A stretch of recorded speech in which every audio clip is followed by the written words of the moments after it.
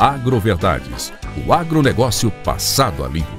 Apoio Agrominas e Grupo JD Mito. Olá, amigos do Agroverdades. Inicialmente, nós gostaríamos de agradecer a todos aqueles que têm assistido nossos vídeos aqui no canal Agroverdades. Pedir que, se você ainda não está inscrito, que se inscreva, clique no sininho para que você possa receber as notificações dos materiais que são postados semanalmente no canal. Se você gostou do vídeo, dê um like para que a gente possa estar cada vez mais fortes aí nas redes sociais. Hoje nós vamos receber o senador Dr. Rogério Carvalho.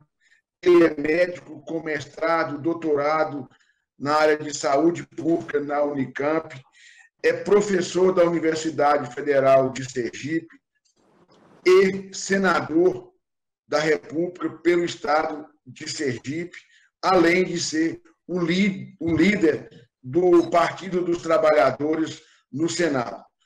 É com imenso prazer que nós recebemos aqui o senador Rogério Carvalho, e é uma oportunidade de nós continuarmos a discussão sobre aquele tema do projeto 2963 de 2019, de autoria do senador Irajá, que já esteve aqui no canal Agroverdades, falando de por que ele apresentou essa proposta. E hoje nós vamos trazer, fazer aqui um contraditório, vamos assim dizer, trazer o senador Rogério Carvalho, que é uma pessoa que tem apontado algumas preocupações com relação a esse projeto. Senador, nós estamos, como diz o outro, nós da família Agroverdades estamos extremamente honrados com a sua presença aqui no canal. O canal ele tem a gente tem, eu como professor universitário, como seu colega, a gente tem tentado transformar um canal num caminho de discussão sem partidarismo, ouvindo todas as partes e, obviamente, sem emitir uma opinião sem que seja embasada, em fatos mais concretos. Muito obrigado, por você aceitar o nosso convite. Professor, satisfação é minha poder compartilhar esse momento sob sua liderança no programa, e estou à disposição para a gente fazer esse debate que, na minha opinião, é um debate de grande relevância para o país. O país que tem como principal atividade o agronegócio, um dos principais motrizes da nossa economia. Esse tema ele tem centralidade para o futuro do país, o futuro dos produtores, o futuro da população brasileira como um todo. Ele não é um debate sobre um tema ingênuo, inocente, de menor relevância. Esse tema tem grande relevância porque ele vai impactar na vida de todos os brasileiros. Em linhas gerais, eu estou fazendo a pergunta aqui mais ou menos o que nós temos feito para outras pessoas, do que trata mais especificamente, porque nós temos nas pessoas, nós temos no nosso canal, nós temos estudantes, temos produtores, técnicos, e muitas pessoas que assistem o canal porque simpatizam com o agro, De uma maneira geral, o que é esse projeto 2963? Bom, esse projeto ele é um projeto que autoriza a venda de até 25%, preste atenção, de até 25% dos territórios municipais para estrangeiros ou para pessoas de outras nacionalidades que não a brasileira, sendo que somente 10% pode ficar nas mãos de uma mesma nacionalidade ou de um produtor de uma nacionalidade específica. É uma quantidade enorme de terras, né, que está sendo, e essa é uma questão, é uma primeira questão relevante, a quantidade, né? Você está tratando de disponibilizar para venda a estrangeiros 25% do território de cada município do Brasil. É importante lembrar que tem municípios no Brasil que é maior do que o meu estado de Sergipe, que é maior do que o estado de Alagoas. No Pará, no norte do país, tem municípios que têm extensão territorial municípios que têm extensões territoriais muito maiores do que alguns estados da federação e do que alguns países do mundo. Então, você imagine um produtor que consegue adquirir 10%, ou produtores que conseguem adquirir estrangeiros, que conseguem adquirir 10% do território do Mato Grosso, do território do Mato Grosso do Sul, do território do Pará, né? Somando todos os territórios municipais, você imagine o que isso representará do ponto de vista de concentração de terra nas mãos de estrangeiros. Eu costumo fazer um paralelo. O turismo no Brasil teve um período, e ainda sofre, com a chegada dos resorts. Hoje, quem trabalha na área de turismo, por exemplo, percebe o quão ruim, do ponto de vista da distribuição de riqueza, os resorts foram para algumas regiões. Por exemplo, antes dos resorts no litoral norte da Bahia, todo turista se hospedava na cidade de Salvador. Portanto, o dinheiro do turista, e que ia para o táxi, que ia para o restaurante, que ia para o picolé, que ia para a fiquinha, que ia para uma série de produtos e serviços que eram produzidos ou que são produzidos pela população de uma maneira geral, ele fica agora, esses turistas, e a maioria deles colocam todo o recurso dentro daquilo que o resort disponibiliza para o consumo. E o resort geralmente é uma empresa, uma empresa estrangeira, onde gera aqueles empregos ali na produção e no funcionamento do resort, mas toda a riqueza ela acaba sendo centralizada no próprio resort e depois essa riqueza é transferida para fora, deixando muito pouco para a população que vive no entorno e que esperaria daquele empreendimento alguma riqueza distribuída com a população. Quando a gente fala de terra, nós estamos falando de um bem que tem um caráter redistributivo como nenhum outro bem. Ou seja, o que é um caráter redistributivo? A terra, quando ela está em mais mãos, ela distribui mais riqueza, né? Quando você concentra a terra, você empobrece o entorno dessa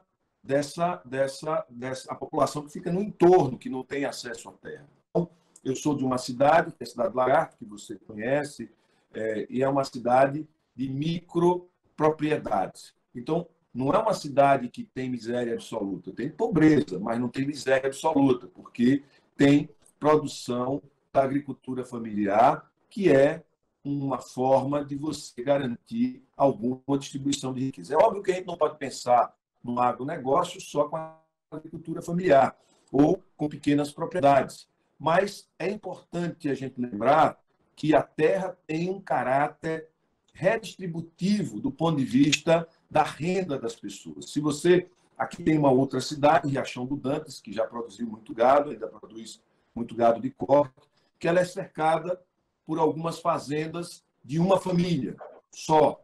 A cidade ela não tem para onde crescer. Onde tem alguma riqueza foram algumas regiões de sitiantes que ainda produzem mandioca, produzem um pouquinho de milho, produzem um pouquinho de feijão, milho, ou seja, algumas culturas que o agronegócio não produz, é o que vai para a mesa do brasileiro. Então, o que acontece com esse projeto, primeiro, é esse caráter redistributivo que ele elimina a possibilidade da gente fazer redistribuição de riqueza com a terra. A gente não vai ter mais terra para fazer assentamentos, a gente não vai ter mais terras para diminuir a concentração e fazer algum tipo de reforma ou de distribuição de terras. Isso, mas não funciona, funciona. Aqui no meu estado, na região mais seca do meu estado, que é no semiárido, foi feito assentamentos, e esses assentamentos hoje dá a essa região, que é uma região com baixo índice de precipitação pluviométrica, menor do que a região centro-sul e menor do que a região sul do estado, e a população nessa região e as condições de vida nessa região, hoje, a distribuição de riqueza nessa região é maior do que na região onde você tem terras com mais quantidade de água e distribuição dessa água sendo precipitada ao longo do ano, o que significa que quando você distribui a terra e investe nessa terra e que dá às famílias a possibilidade, com energia elétrica, com financiamento, com apoio técnico, né, e a integração da cadeia produtiva nessas regiões, dessas pequenas propriedades, você aumenta a renda e a dependência dessas famílias de programas governamentais, de Bolsa Família, de Bolsa isso, de Bolsa aquilo, ou seja, você tem um caráter redistributivo. Então, esse é um papel importante da terra, que ninguém pode negar. O segundo, que eu acho importante que esse projeto ele fere, é que, primeiro, se você tem hoje uma demanda no mundo por commodity, né?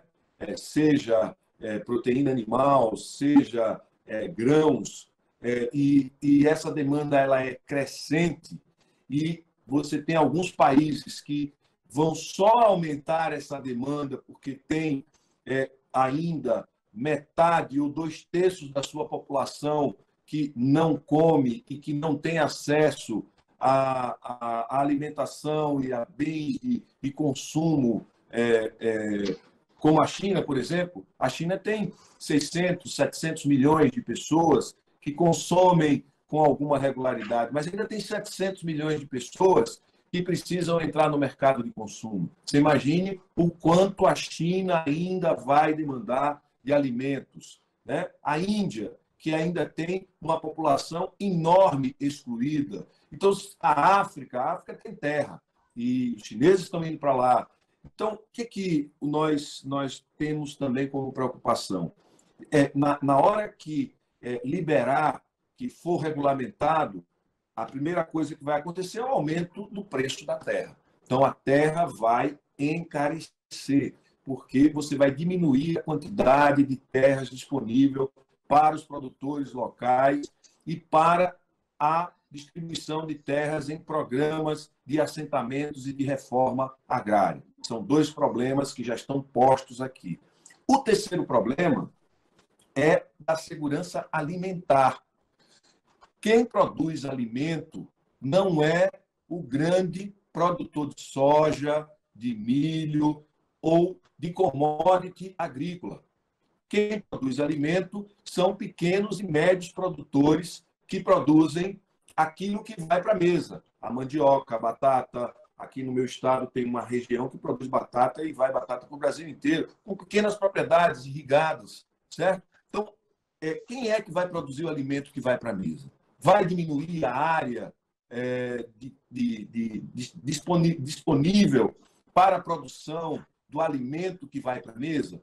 Veja, nós estamos diante de uma crise e um aumento de preço de determinados alimentos porque houve uma negligência neste período de investimento na agricultura familiar. O que acontecia? Existia o PAA, Programa de aquisição de alimentos por parte do governo para as merendas, para a merenda escolar, que garantia um preço para o pequeno produtor.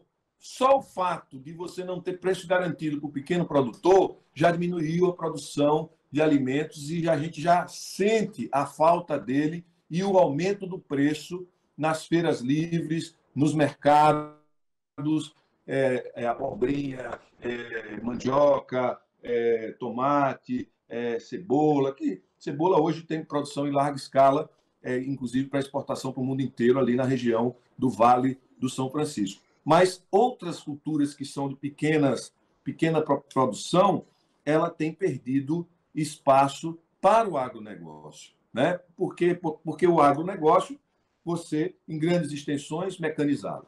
A outra questão é que o agronegócio, em larga escala, ele não é uma atividade mão de obra intensiva.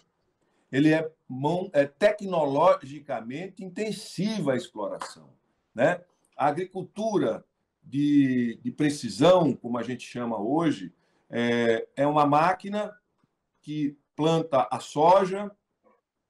Essa mesma máquina que colhe a soja, que planta e que colhe, quando ela colhe, ela já sabe, por área georreferenciada, onde a produção por unidade, por área, ela foi menor. E já tem no seu mapa como vai fazer a adubagem, ou seja, com a alta precisão de como vai ser feita a adubagem dessa terra. Então, se a gente for analisar, nós temos hoje, com 10 mil hectares de terra, quantos empregados quantos contratos você tem numa área de 10 mil hectares para a produção de soja? Para a produção de 30, 40 mil cabeças de boi, ou seja, criar, engordar, quantas pessoas você tem? Ou seja, são atividades de mão de obra de baixa densidade e de baixa empregabilidade. Então, você imagine agora, essa é uma questão central, porque se é uma grande atividade econômica e se você não produz trabalho e tudo está sendo tecnologizado, o que é bom porque aumenta a produtividade, evita a ampliação da fronteira agrícola, né? Que é outro problema que nós vamos ter também, na hora que você abre, o que vai acontecer é um tensionamento para a ampliação das fronteiras agrícolas, e isso significa ampliação da área devastada para a produção agrícola, certo? Porque se você tem terra muito cara e se você não tem mais terra, vai haver tensão. Mesmo com toda a tecnologia que nesses anos todos a gente vinha contendo a ampliação da fronteira agrícola, porque aumentou a produtividade na mesma área, a gente dobrou praticamente a produtividade agrícola na mesma área, mesmo com tudo isso, se você aumenta a demanda por terra, você vai ter um aumento da tensão sobre áreas de preservação e tentativas de mudança no regramento que hoje estabelece restrições de uso de determinadas áreas de preservação, que são fundamentais. É um grande ativo do país para representar os interesses do país do ponto de vista do comércio externo e da imagem do país para fora. Além de ser um ativo fundamental para a humanidade. Então, essa é uma outra questão. E, por fim, que para mim é o mais grave, que o projeto não trata, é de como esses adquirentes de áreas em território nacional, estrangeiros, o que eles vão deixar aqui de agregação de valor? Eles vão vir aqui comprar 1 milhão de hectares, 2 milhões de hectares de terra altamente produtiva, vão produzir a soja com muita tecnologia, gerando pouco emprego, vão ter a sua própria ferrovia, vão ter o seu próprio porto, vão plantar, colher, embarcar, levar, e os nossos produtores têm condição de competir com os produtores subsidiados chineses? Têm condição de competir com o financiamento externo mais barato? Como é que vai ficar a competição entre os produtores do país e os produtores externos? Certo? Porque, veja, para a China, por exemplo, que é um caso, é um típico comprador de terra e comprador de de ativos no mundo inteiro, para a China é uma questão estratégica. E é uma questão que ela vai ocupar, vai produzir e vai levar riqueza. E vai levar riqueza e vai estabelecer o preço e vai interferir no preço final dessa commodity para os demais produtores, porque eles vão produzir eles mesmos com toda a autonomia, porque eles têm clareza do que eles querem e para onde eles vão. E, por fim, o projeto não obriga de forma clara, você adquire 100 mil hectares. Tá bem. Eu não tenho preconceito com proprietário estrangeiro no Brasil, mas se ele vem e adquire 80 mil hectares, qual é a área para a produção de alimentos para garantir a segurança alimentar do povo brasileiro?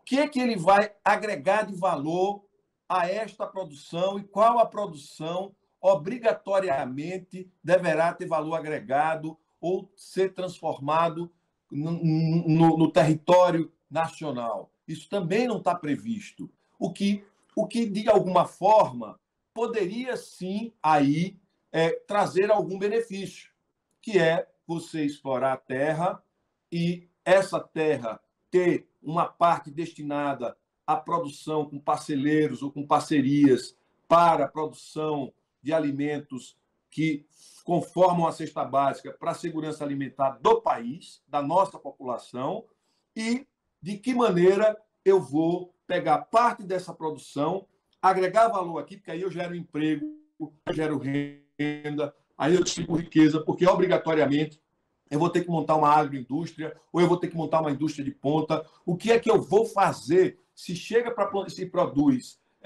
10 milhões de toneladas de soja, 20 milhões de toneladas de soja, um único produtor? Esse produtor vai fazer o que com esses 20 milhões de toneladas de soja?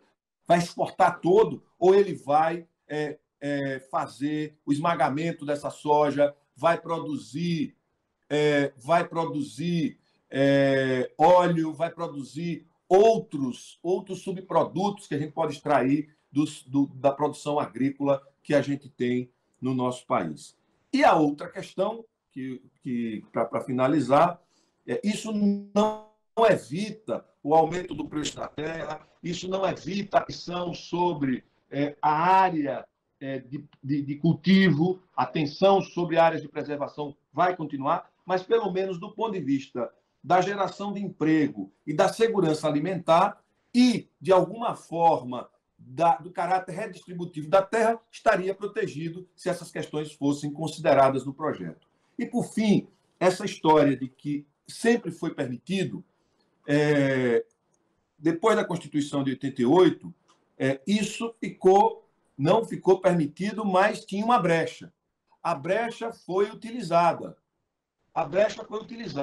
E a AGU, certo, deu o entendimento correto de que não podia, sem autorização legal. Então, o projeto vem, de certa maneira, para regularizar parte daquilo que foi grilado, daquilo que foi ocupado indevidamente, terras públicas que foram ocupadas indevidamente, estrangeiros que vieram e que ocuparam áreas públicas e que hoje demandam uma regularização e a titularização dessa terra. Então, eu acho que esse debate é preciso ser feito, mas esse projeto, no meu modo de ver, ele tem todos esses problemas e que precisa de um debate mais profundo. Se a gente tem respeito pelo nosso país, se a gente tem respeito pela nossa população, respeito pelos nossos produtores, que são grandes produtores, se a gente tem respeito e se a gente tem algum amor por este país, a gente não pode aprovar ou querer empurrar um projeto com essa capacidade de interferência na vida de milhares de pessoas e de centenas de setores, certo? Sem um debate mais amplo, sem uma concertação mais harmônica e um debate mais profundo com os diversos setores da sociedade, certo? Porque, veja, isso vai impactar na produção de máquinas agrícolas, isso vai impactar na preservação ambiental, isso vai impactar e diminuir a utilização da terra para diminuir as desigualdades sociais, vai aumentar a desigualdade social no país, isso vai aumentar o preço da terra, isso vai diminuir o preço das nossas commodities, porque alguns vão produzir diretamente, quem compra vai produzir diretamente e ser dono, ou seja, isso vai gerar insegurança alimentar. Veja, tudo isso pode ser consequência desse projeto. Se houver um debate profundo, sincero, aberto, respeitando o país, respeitando quem hoje é produtor rural, respeitando os diversos setores. Porque, veja, o setor de máquinas agrícolas vai bater palma? Não, eles vão trazer as máquinas deles. Se for a China, eles vão trazer as próprias máquinas. Eles produzem tudo. Eles vão fechar 100% da cadeia. Então, da cadeia produtiva, eles vão controlar de ponta a ponta. Desde o Aí eles vão controlar o preço, o transporte, a produção, os equipamentos utilizados, até a mão de obra. Então, eu acho que a gente precisa... eu não sou do tipo radical que acho que nenhuma ideia deve ser debatida. Eu acho que toda ideia deve ser debatida, mas precisa, de forma sincera, ser debatida e amplo debate, porque este tema é um tema que interfere na vida do país. Não é na vida de um segmento, é na vida de todo o país e de toda a população. Eu estou achando que nós já vamos deixar mais ou menos agendado aqui. Hoje é um outro Agroverdade, só para discutir alguns temas, né? Uma questão que o senhor colocou, né, é a questão dos assentamentos. E esse projeto, eu acho que ele não deve ser visto, né, apenas como vai adquirir grandes áreas, porque se nós somarmos, né, as áreas de assentamento, ela tem mais área ocupada do que as áreas com agricultura. Então, esses pequenos agricultores, eles podem vir a ser o alvo de aquisição de terras. É um pouco mais trabalhoso, mas eles podem, porque hoje nós temos assentamento ocupando em torno de 12% do território e a área de agricultura 9%, como um todo. Então, essa é a agricultura, sem contar a pecuária, né? A pecuária é 19%, né? 19%. E que pecuária também é o que eu digo, né? Tem terra demais, a maioria está sendo mal utilizada, a gente pode ceder a metade para a agricultura, que ainda sobra carne ainda, se usarmos tecnologia, adequadamente. Né? Adequadamente. Que a gente imagina, eu estive lá na Câmara Federal e eu falava isso. Não é possível que nós temos na universidade tecnologia para produzir 80 arrobas por hectare ano e a média do Brasil seja 4. Então, nós temos que melhorar muito. Então, eu acho que não seria, né, a pecuária, ela tem que ceder terras para atividades mais que já estão na sua capacidade de exploração. E agora, senador, então tem essa questão. Agora, a questão da mão de obra, né? Por isso que eu falo que a gente tem que fazer um outro Agroverdades.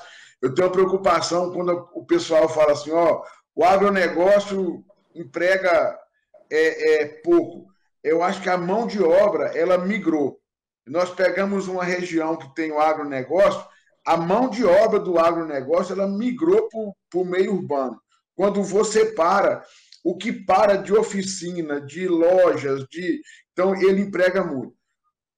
Os assentamentos, um dia nós vamos marcar um Agroverdade só para a gente conversar, porque eu trabalhei muito com os assentamentos e na minha carreira é uma grande frustração que eu tenho de não ter conseguido fazer mais pelos nossos abandonados no campo, porque hoje eu conheço assentamentos... São todos abandonados. É uma tristeza. Mas nós vamos voltar para esse tema. Assunto que o senhor está falando aí de assentamento, eu acho que a gente precisa tratar assentado com uma linguagem mais universal, sabe? Incluí-los no modelo de organização produtiva mais integrado, mais moderno. Eles precisam chegar para o mundo moderno. Isso não quer dizer que eles vão se descaracterizar, deixar de ser produtor familiar, mas eles precisam se organizar. Aí tem um trabalho enorme tecnológico que é de organização social, que é de modo de se colocar para o mundo, né? E incorporar a linguagem universal de como se organizar do ponto de vista empresarial. Acho que isso é um debate Exatamente. muito importante. Mas enquanto eu não uso o termo agricultura familiar. Pequenos agricultores. Eu uso agronegócio com base familiar. Exatamente. E agronegócio convencional. Porque sim, quando você traz, né? Mas, senador, nós vamos voltar a conversar sobre isso. Você ideologiza um pouco.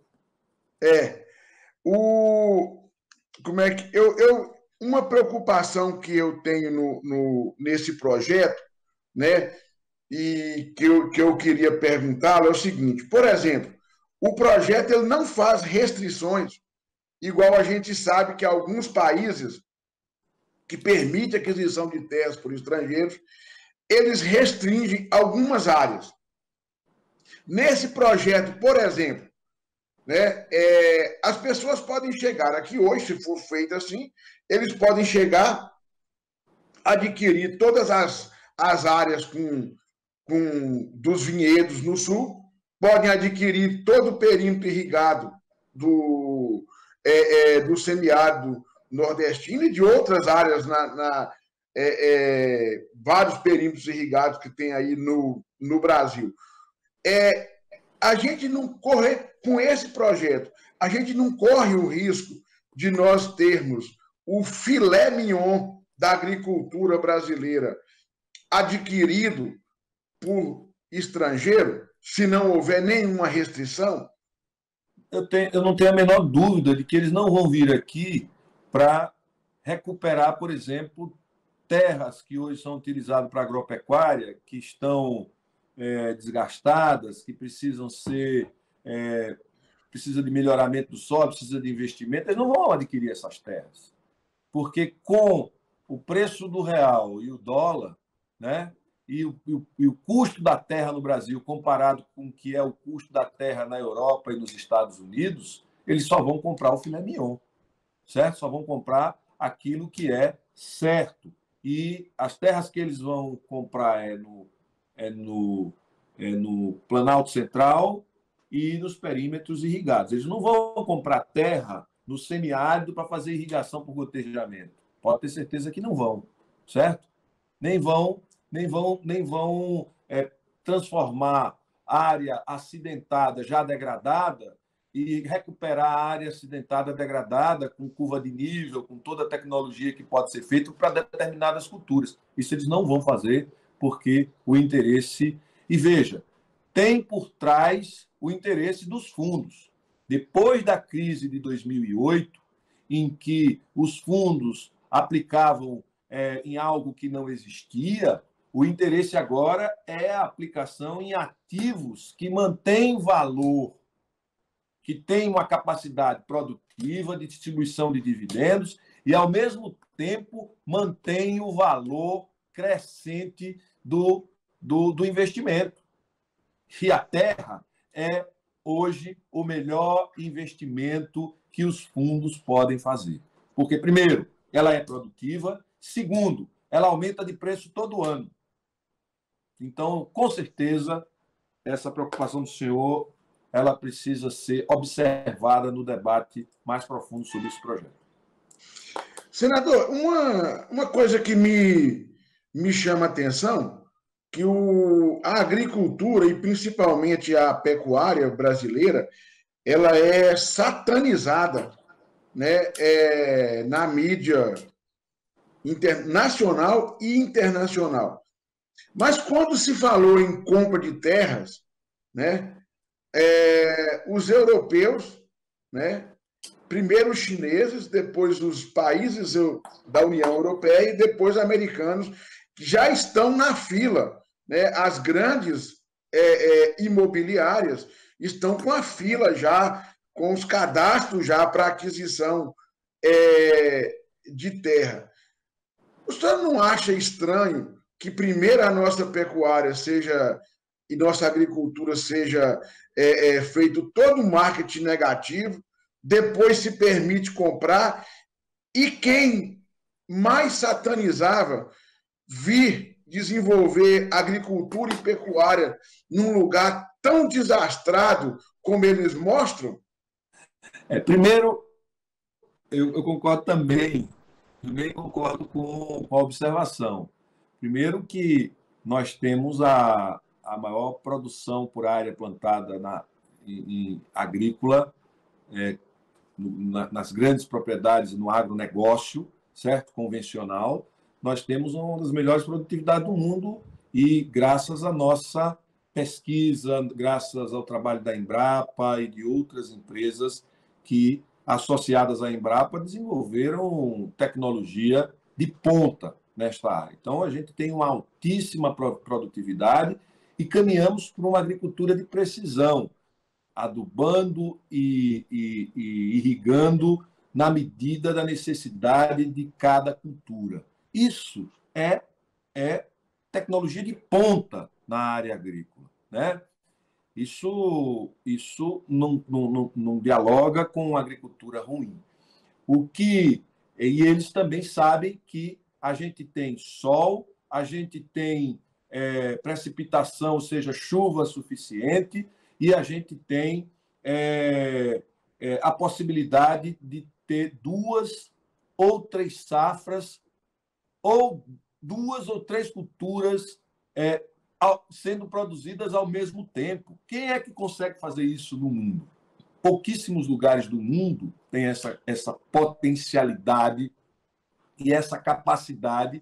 Por exemplo, eu vi um manejo, eu vi um consórcio de eucalipto com criação de gado numa determinada fazenda essa semana, que me chamou a atenção, ou seja, produção zero de emissão de gases de efeito estufa, certo? Porque produz eucalipto com gado junto, né? E a produção de gado aumenta por hectare de pastagem, aumenta a produção de carne e o ganho na produção de madeira aumenta 50% a lucratividade. Então, é um negócio, como diz os antigos, um negócio da China. Então, o problema é que o discurso deles tem um pouco de tentativa de diminuir o nosso... Como foi e como é esse debate sobre a Petrobras? A Petrobras, quando teve a queda do barril do petróleo, certo? Eles vieram com a história da corrupção. E aí casou o barril do petróleo a $35. O barril do petróleo a $35, naquele momento, tornava a Petrobras uma empresa com dificuldades do ponto de vista da sua operação. Então, qualquer argumento de que tem corrupção e a corrupção está quebrando a Petrobras, colaria, como colou. E aí eles estão rateando hoje a Petrobras e vendendo os pedaços, certo? Mas hoje o petróleo caiu agora por causa da pandemia, mas já voltou a subir. Então, é preciso que a gente fique atento a essa observação que o senhor trouxe, porque fala das queimadas, mas estes que vão vir comprar terra não vão tensionar para ampliar as fronteiras? Eles não vão. Eles vão querer terra virgem, terra fértil, terra boa, vão querer extrair a madeira, vão... Ou seja, nós vamos viver uma tensão muito grande se isso acontecer, mesmo que a legislação impeça, ou se tivermos uma legislação que a presença deles vai ser para recuperação de áreas degradadas, que vai ter que ter produção e agregar valor aqui, que vai ter que ter área destinada para a produção de alimentos, para garantir a segurança alimentar interna do país. Ou seja, se essas medidas, num debate com os setores, com os produtores nacionais, com produtores de máquinas e equipamentos. A gente precisa acabar com essa história de que os diversos segmentos da sociedade não têm opinião. Tem opinião, tem que dar opinião, e um projeto dessa envergadura precisa envolver a todos. Não pode uma meia dúzia de iluminados achar que pode definir o rumo do Brasil, porque isso é muita arrogância e uma postura um tanto quanto autoritária em relação à sociedade como um todo. Então, eu concordo com as observações que o senhor faz e acho que só tem um remédio para isso: debate e colocar o interesse público brasileiro, o interesse da sociedade, como uma referência para a gente se relacionar com o mundo. Não tem problema de ter estrangeiro produzindo aqui. Eu não sou contra, mas eu acho que a gente precisa botar o interesse público, o interesse da sociedade brasileira, o interesse do país na frente, né? E aí fazermos um projeto. E mesmo assim, eu digo para o senhor que nós vamos ter fila de gente querendo vir produzir no Brasil, com todas as restrições, porque falta terra lá. A gente tem terra aqui. Então, nós poderíamos ajudar o Brasil e não tirar mais do Brasil, daquilo que é a melhor parte do Brasil, e entregar para eles, como estamos fazendo em outros setores da nossa economia. Como, por exemplo, querem fazer com o nosso sistema elétrico. É o maior sistema elétrico integrado do mundo. Do mundo. A gente levou quase um século para ter o maior sistema elétrico integrado do mundo. Do mundo. Eu fico impressionado. Impressionado. E agora, não, porque o quê? A gente tem o maior sistema integrado do mundo, a gente vai entregar para alguém, vai entregar para os chineses? Ah, não, porque é estatal. Sim, mas vai entregar para uma estatal chinesa. Vai entregar para uma estatal francesa. Então, é uma questão de interesse público que precisa ser preservado, e eu acho que a gente precisa fazer esse debate com mais sinceridade com o povo que nos elege e que nos coloca lá em Brasília para representar. Senador, eu acho que eu criei o canal, né, Agroverdades, porque me doía muito as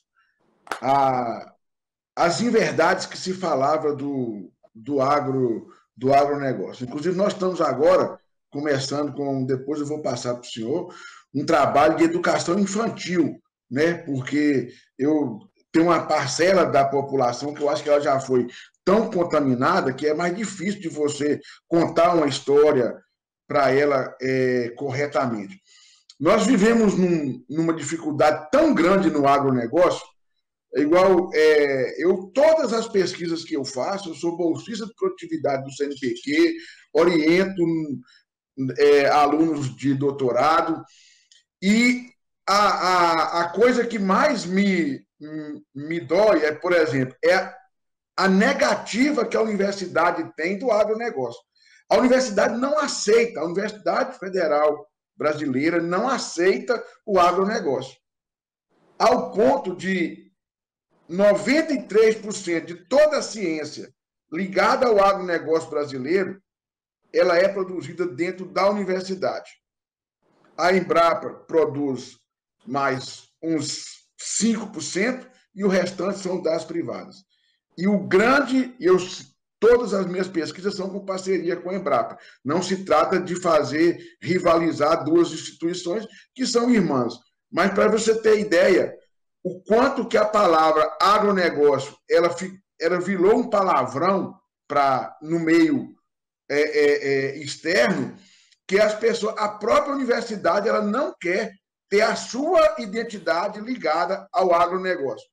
E eu acho que a gente sofre muito com isso. Eu tenho certeza que amanhã, tá, na hora que a gente mostrar o seu vídeo, vão colocar assim: esse canal é esquerdopata, é comunista e mais algumas coisas. Então, eu acho assim que nós precisamos de abrir mais o diálogo, porque eu conheço os produtores de perto, conheço assentamento, não de ver falar, de ficar dentro dos assentamentos, com vários projetos dentro de assentamento na área de produção leiteira. Então, conheço a realidade. mas a gente criou um distanciamento muito grande, ao ponto, né, de, por exemplo, né, a gente vê hoje, por exemplo, que o posicionamento que o senhor tem é muito contra esse projeto, é muito parecido com as falas do presidente da ProSoja, que é o cerne do agronegócio porque brasileiro. Eu não tenho preconceito, viu, professor? Eu não tenho preconceito. Eu acho que a gente precisa, e eu concordo de novo com o senhor, que as universidades... Eu venho de uma universidade que sempre fez relação direta com a indústria e com o mercado público e privado. Então, eu vivi numa universidade que era um centro de produção de tecnologia. E tecnologia precisa ter lugar para aplicar, precisa ser utilizado. Você produz conhecimento e produz a materialidade deste conhecimento, a materialidade prática para a vida das pessoas, que é a tecnologia. Então, eu acho que a gente tem que acabar com um monte de preconceito neste país. Acho que a gente tem que falar agroverdades, e entre as agroverdades é que o agronegócio bem feito e da forma como a gente tem feito, com algumas questões que precisam ser melhoradas, a gente precisa diversificar um pouco mais, a gente precisa... que é um processo natural de evolução, certo? É um espetáculo. Eu acho que a gente precisa tirar proveito de tudo, eu acho que a gente não pode ter preconceito. Preconceito é inimigo do processo civilizatório como um todo, certo? Inclusive na ocupação da terra, no debate de como melhorar a vida de quem vive da terra, ou seja, só estreita e só diminui as potencialidades que a gente tem quando a gente assume determinados preconceitos. Eu também concordo e acho que a gente precisa evoluir nisso. As nossas universidades são fechadas de uma maneira geral. As nossas universidades federais são fechadas para a relação com o mercado de uma maneira geral, o que é muito ruim, o que dificulta a captação de recursos, o que dificulta a ampliação de pesquisa, o que dificulta a transferência de conhecimento, de saberes, o tensionamento do senso comum, dificulta substituição de práticas primárias, primitivas, por práticas mais modernas, mais tecnológicas, mais produtivas. Então, acho que a universidade também precisa se abrir, e eu concordo com o senhor. Senador, mas eu já vou... Eu sou assim, eu faço um agroverdade e já deixa a cobrança feita. Nós vamos voltar para discutir algumas questões dos pequenos produtores aqui no Agroverdades. Agora, uma coisa que eu gostaria de... Vou fazer duas perguntas numa só. A primeira é: quem não concordar com esse projeto de lei, qual que é o caminho que o senhor sugere para essas pessoas, tá? Nós já vamos deixar, pessoal que está acompanhando aqui o Agroverdades, nós vamos deixar aqui o contato, e-mail lá do senador do Senado, para quem quiser fazer alguma observação, mas quem quiser comentar aqui, fazer os comentários no link aqui do canal, pode fazer, que a assessoria dele também vai estar passando para ele. Então, como que as pessoas podem trabalhar essa questão de quem é contra, qual seria o mecanismo de mostrar aí essa sua oposição a esse projeto. E a segunda pergunta nós temos, tá, por exemplo, o presidente da ProSoja se posicionando contra esse projeto. Qual que é a possibilidade? Existe a possibilidade desse projeto ser aprovado na Câmara, depois voltar para o Senado, e quando for para a presidência, ele não ser sancionado? O senhor acha que existe essa possibilidade? O senhor acha que o presidente da República, eu coloquei isso ontem para o senador Irajá, ele é cercado de militares que, nesse aspecto, eles têm uma certa visão nacionalista. Pelo menos os mais não, os que tinham uma formação mais sólida, mais né? consistente. Mais consistente, que não é o caso do presidente, que está numa escala mais baixa, tanto de formação como de patente. Sim. Então, primeiro, como é um tema, como a gente tem dito, que mexe com a vida de todos os brasileiros, os líderes partidários são os primeiros a serem acionados, tanto na Câmara quanto no Senado, certo? Pelos segmentos que se sentem não contemplados, ou que não se sentem contemplados na totalidade pelo projeto, que querem mudança, que não querem o projeto, devem procurar os líderes partidários. Porque, para as pessoas entenderem, e é uma questão de aprendizagem, as pessoas dizem, eu voto na pessoa. Tá bom, você vota numa pessoa, mas lembre-se, lá são as bancadas partidárias que definem a agenda e as prioridades. Então, tem que procurar os líderes partidários na Câmara, que é para onde o projeto foi, e já começar a procurar os líderes partidários no Senado para começar a fazer discussão, para criar o caldo de debate e de necessidade de aprofundamento do tema, para que a gente não seja atropelado por falta de discussão. Veja, o grande problema que eu disse para o Irajá é que é muito pouco tempo para a gente aprovar. Veja, um projeto que foi apresentado em 2019, que não teve sequer audiência pública na CCJ, que estava programado, certo? Ele colocou no plenário e fez uma atenção enorme para que fosse aprovado, e eu fui o único que me opus por conta da percepção da importância desse projeto, do que ele pode impactar na vida dos brasileiros. Ele não pode passar desapercebido, não pode passar na calada da noite. Tem que ter muito debate. E, para ter debate, é fundamental que os diversos setores procurem os líderes partidários. Vou dar um exemplo de como funciona. A PEC do Fundeb foi aprovada por conta da articulação do setor da educação, dos professores, principalmente da CNTE, com as bancadas.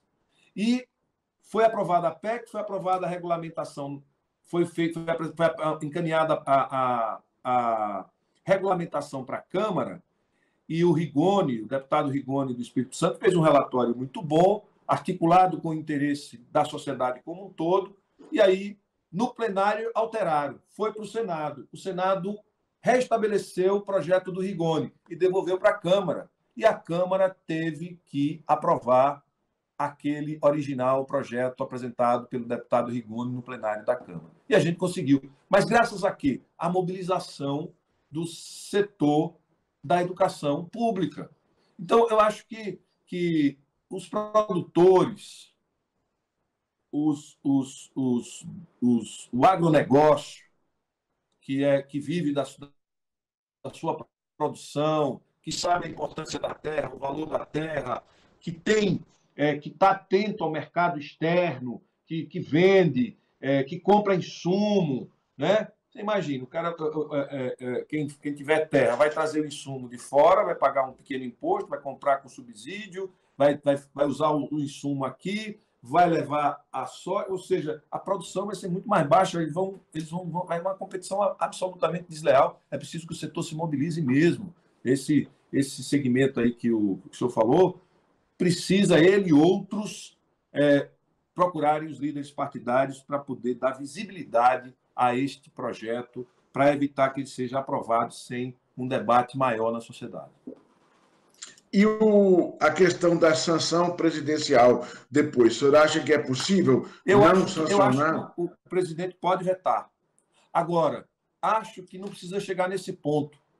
Eu acho que na Câmara e no Senado, se os produtores se articularem, se manifestarem, esse projeto se modifica e se transforma em alguma coisa que pode ser benéfico para o país, certo? Ele pode ser benéfico se for debatido, se for discutido, se for contemplado todas as preocupações que precisam ser num tema dessa natureza. Então, agora, se nada disso acontecer, uma articulação via presidente da República pode vetar o projeto, e derrubar o veto desse projeto é muito difícil, com o presidente da República. Bom, pessoal, hoje nós tivemos um papo aqui. Eu sou meio ruim para poder, se bem que eu não tenho informação nenhuma, né, de jornalismo, eu não sou a pessoa mais indicada para ser o entrevistador, porque eu vou criando uma empatia ali, uma simpatia, desculpe, com o entrevistador, o senador, mas eu gosto demais de ouvir. Ontem também foi um papo muito bom com o senador Irajá, eu vi, aprendi, né? Sempre aprende. Com o senhor, foi uma oportunidade, e eu fico muito satisfeito, porque essa palavra agro, né? Às vezes as pessoas... eu tenho lutado para poder mostrar, nós temos uma grande transformação. Eu tenho lá no canal Agroverdades, vou mandar o link para o senhor, nós temos o que tem de mais novo e de mais revolucionário no agronegócio. As pessoas ainda não se deram conta que são as mulheres do agro. Nós aqui temos as mulheres do agronegócio tocantinense. Então, o agro, eu fico muito... Tem hora que eu chego a ficar nervoso quando eu vejo tanta coisa ruim que mostra do agro. Não que elas não existam, mas proporcionalmente o agronegócio está cheio de pessoas novas tentando fazer coisas novas, coisas diferentes, coisas atuais.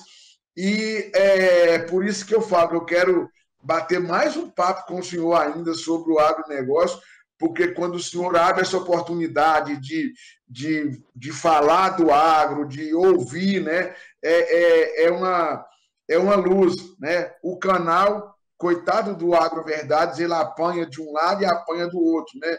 Uns dentro da universidade, eu sou o professor que defende o agronegócio, e dentro do agronegócio eu sou o professor comunista. Então, às vezes, eu fico ali, né? No muito eu consigo o título de isentão, que também não é boa coisa, né? Que é a mesma coisa de falar que é covarde. Mas eu queria agradecer a sua participação, e tenho certeza que o senhor vai ser muito ouvido e a sua fala levada a sério pelo setor, porque nós precisamos de quebrar essa polarização, né, e criar uma discussão mais branda, mais sensata. Eu acho, viu, o senador, que esse projeto, talvez ele, mais do que qualquer outra coisa, ele vai fazer algumas partes que falam um pouco, sentar e discutir, e a gente começando a baixar essa coisa horrível, que foi uma discussão muito,